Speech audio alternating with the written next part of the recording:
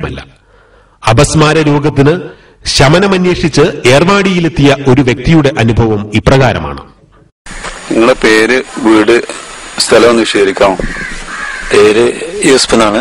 നാട് കോഴിക്കോടിന്റെ അടുത്ത് എലത്തൂരാണ്. അപ്പാന്റെ പേര് മുഹമ്മദ്. തലവിക്കാന്റെ അകത്ത് മുഹമ്മദ് എന്ന് പറഞ്ഞാൽ എല്ലാവർക്കും അറിയാം. എന്റെ ഉമ്മ മരിച്ചു. വാപ്പ രണ്ടാമത് വിവാഹം കഴിച്ചാണ്.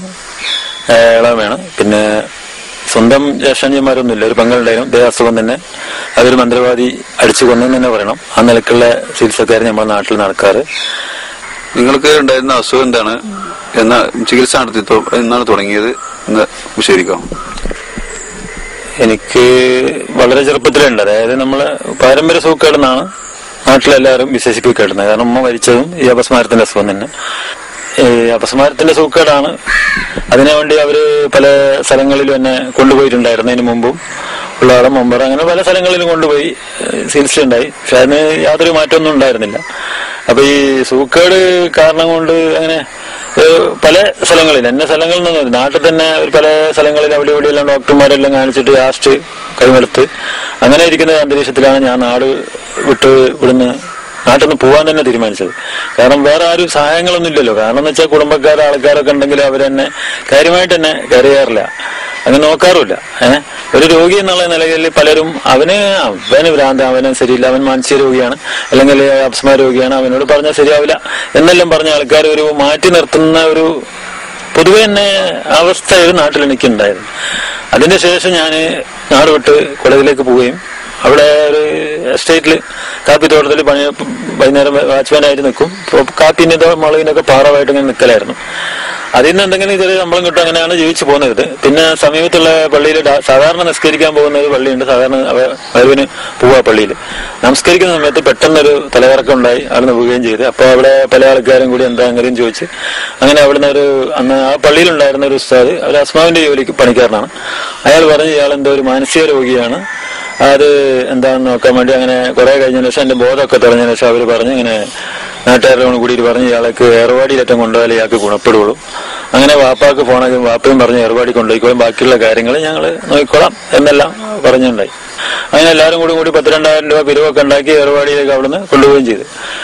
അങ്ങനെ ചെന്നൈന്റെ 2-ന് തന്നെ കാലില് ചങ്ങലിടുകയും ചെയ്തു. ചങ്ങലിട്ടിട്ട് അവിടെ 10-12 പേരെ ഒന്നായിട്ട് ബന്ധിപ്പിക്കുന്ന ഒരു സ്വഭാവമാണ് ഏർവാടിയിൽ കണ്ടത്. അവിടെ ഒരു കൂടാരത്തിലാണ് കൊണ്ട് ഏൽപ്പിക്കുന്നത്.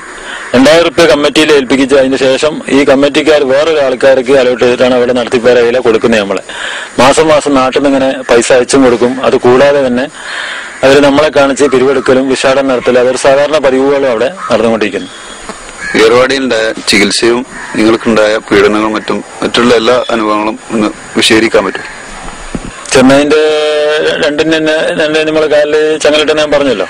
അപ്പൊ ചങ്ങലിട്ടതിന് ശേഷം എന്ന് പറഞ്ഞാല് കാലിന്റെ ഈ ഒരു വിരലിന്റെ നഖം അവര് പറിച്ചെടുക്കുകയും അവിടെ ഒരു പച്ചമരുന്ന് വെച്ച് കെട്ടിയാൽ അതൊരു രോഗത്തിന് ചികിത്സയുടെ ഭാഗമാണെന്നാണ് അവര് പറഞ്ഞത്. കാലിന്റെ നഖം പറിച്ചെടുത്തിട്ട് ആ നഖം കൊണ്ടുപോയി കടലിൽ എറിയാനായിരുന്നു പറഞ്ഞിരുന്നത്. കൂടെ ആളില്ലാത്തതിന് പേരിൽ അവർ തന്നെ കൊണ്ടുപോയി കടലിൽ എറിഞ്ഞ് അപ്പോൾ രോഗം സിഫായി കിട്ടുമെന്നാണ് അവര് പറച്ചിലൊക്കെ ഉണ്ടായത്. പക്ഷെ ഈ ദർഗന്റെ മുമ്പിൽ 2 നേരം കൊണ്ടുപോയിരുത്തുന്നത് നല്ല ചൂടുള്ള മണലായിരിക്കും. ഈ ചൂടുള്ള മണലിൽ കൊണ്ടുപോയിരുത്തുമ്പോൾ നമുക്ക് മണ്ണ് ചൂടുണ്ടെന്ന് പറഞ്ഞാലും അവരത് കേൾക്കാറ് പതിവില്ല. ഈ 2 കാലും നമ്മളെ ചങ്ങലയിൽ ബന്ധിപ്പിച്ചിട്ടാണ് ഇവിടുന്ന് മുതൽ 2 കാലും ഈ സൈഡിൽ നിന്ന് അങ്ങോട്ടും ഇങ്ങോട്ടും 2 കാലിലും ചങ്ങല ബന്ധിപ്പിക്കും. ചങ്ങല ബന്ധിപ്പിച്ചു കഴിഞ്ഞാൽ 12 ആൾക്കാർ ഒന്നായിട്ടാണ് ചങ്ങല ബന്ധിപ്പിക്കുന്നത്. അത് ഒരു ബാക്കിൽ ഒരു കുളത്തുണ്ടാവും. അവരങ്ങനെ കൊണ്ടുപോയി പിടിച്ച് അവിടെ ദർഗന്റെ മുന്നിൽ കൊണ്ട് ഇരുത്തിയിട്ട് നമ്മളെ സാധാരണ ഒരു ചങ്ങല കേസാണ് മറ്റേതുള്ള കേസാന്ന് പറഞ്ഞ് പിരിവെടുക്കും. പിരിവെടുത്തിട്ട് കഴിഞ്ഞാൽ നമുക്ക് ഭക്ഷണം വാങ്ങി കൊടുക്കാൻ വരുന്ന പൈസ പോലും നമുക്ക് അവർ ഭക്ഷണം കാര്യങ്ങൾ പിടിക്കുക അങ്ങനെയുള്ള സംഭവങ്ങളൊന്നും അവിടെ കാണാറില്ല. അടി സ്ഥിരം പതിവാണ്. പക്ഷെ അടിക്കുന്നതിന് യാതൊരു ഇതുമില്ല. വൈകിട്ട് 5 മണിക്കാണ് നമ്മൾ 6 മണിക്ക് നമ്മളെ കൂടാരത്തിന്റെ ഉള്ളിൽ കൊണ്ടിടും. അത് രാവിലെ 6 മണിക്കേ തുറക്കുള്ളൂ. സുബൈ വാങ്ങ് കൊടുത്തു കഴിഞ്ഞാൽ തുറക്കത്തില്ല. അവിടെ തന്നെയാണ് ആൾക്കാർ ഈ പ്രാന്തന്മാരുടെ കൂട്ടത്തിലാണ് തൂറിലും മൂത്രയിക്കലും കക്കൂസ് പോലും അവിടെ തന്നെ ആൾക്കാരിങ്ങനെ കിടന്ന് ഇതാകുന്ന സ്ഥലത്താണ് നമ്മളെ കൊണ്ടിടുന്നത്. അതിനുള്ളിൽ കിടക്കാൻ പോലും കഴിയില്ല. ആ നിലക്കുള്ള അടികളും കുത്തുകളൊക്കെ പലപ്പോഴും നമുക്ക് കിട്ടിയിട്ടുണ്ട്.